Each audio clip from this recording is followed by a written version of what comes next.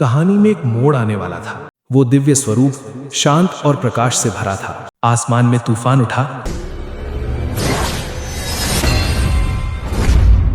गांव के किनारे एक सूखी नदी पड़ी थी। नदी की जमीन दरारों से भरी हुई थी। गांव के लोग चिंता से नदी को देख रहे थे। एक बुजुर्ग आगे बढ़ा। उसके चेहरे पर हार थी। अब ये नदी कभी नहीं बहेगी। लेकिन कहानी में एक मोड़ आने वाला था। एक आदमी की कोशिश सब कुछ बदलने वाली थी। वो आदमी था रामू, एक गरीब किसान। न जमीन न पैसे उसके पास थे। बस था उसके पास एक सच्चा दिल और मेहनती हाथ जो कभी नहीं रुके। खाली खेत उसके सामने थे जहां कुछ भी नहीं उगता था, लेकिन उसके दिल में अब भी उम्मीद बाकी थी। उसकी पत्नी गीता हर हाल में उसका साथ देती थी और उसका बेटा मासूम निगाहों से सब देखता था। घर में खाना कम था, लेकिन प्यार पूरा था।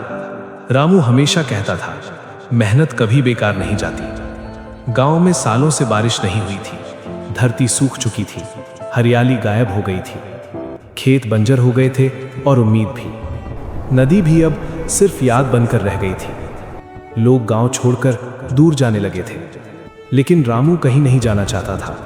वो अपने गांव से बहुत प्यार करता था। एक दिन वो नदी के किनारे बैठा था। उसकी आंखों में दर्द साफ दिख रहा था। उसकी आंखों में आंसू थे और दिल में भारीपन। तभी उसकी नजर अचानक किसी पर पड़ी।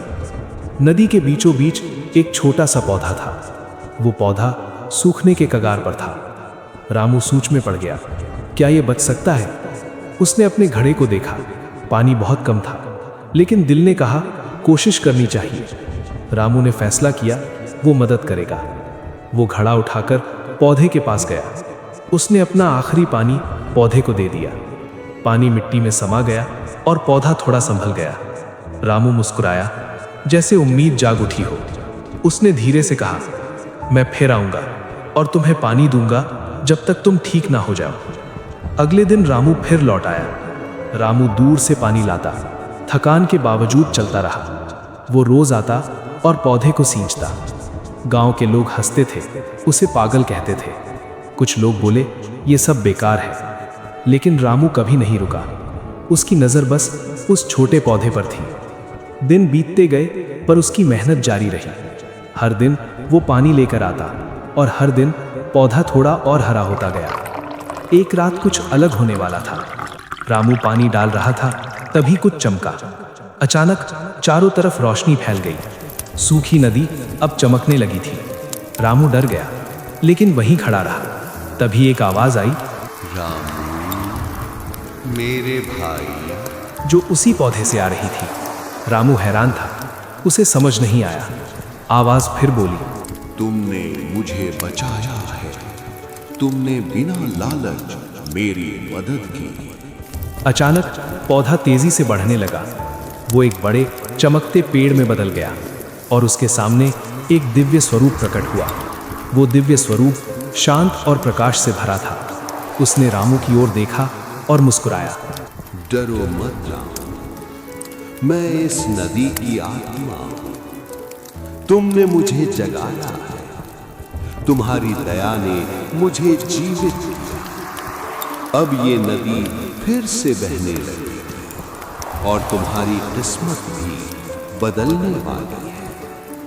लेकिन एक बात याद रखना, लालच मत करना। लालच सब कुछ खत्म कर देता है। दूर खड़ा धनराज सब कुछ देख रहा था। उसकी आंखों में लालच चमक रहा था। वो सोचने लगा, कैसे फायदा उठाऊं? अगर नदी को रोक लूं तो सारा फायदा मेरा होगा। उसकी सोच अब खतरनाक हो चुकी थी। वो रात में चुपके से नदी की ओर बढ़ा। उसने नदी को रोकने की कोशिश की, जबरदस्ती से। तभी पानी का रंग काला पड़ने लगा। आसमान में तूफान उठा, सब कुछ बदल गया। धनराज घबरा गया, उसका चेहरा बदल गया। वो गिर पड़ा और मदद के लिए चिल्लाया। तभी रामू वहां पहुंचा और सब समझ गया। उसने बिना सोचे धनराज की मदद की। धनराज को अपनी गलती समझ में आ गई थी। उसने रामू से माफी मांगी। रामू ने उसे उठाया और मुस्कुराया। धीरे धीरे सब कुछ बदलने लगा।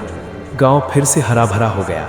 नदी फिर से बहने लगी और लोग खुश रहने लगे। रामू अपने बेटे से बोला, ध्यान से सुनो, असली जादू पानी में नहीं होता। जब हम बिना लालच के किसी की मदद करते हैं तभी हमारी किस्मत सच में बदलती है। यही इस कहानी का सबसे बड़ा सबक है। और याद रखो, अच्छाई हमेशा जीतती है।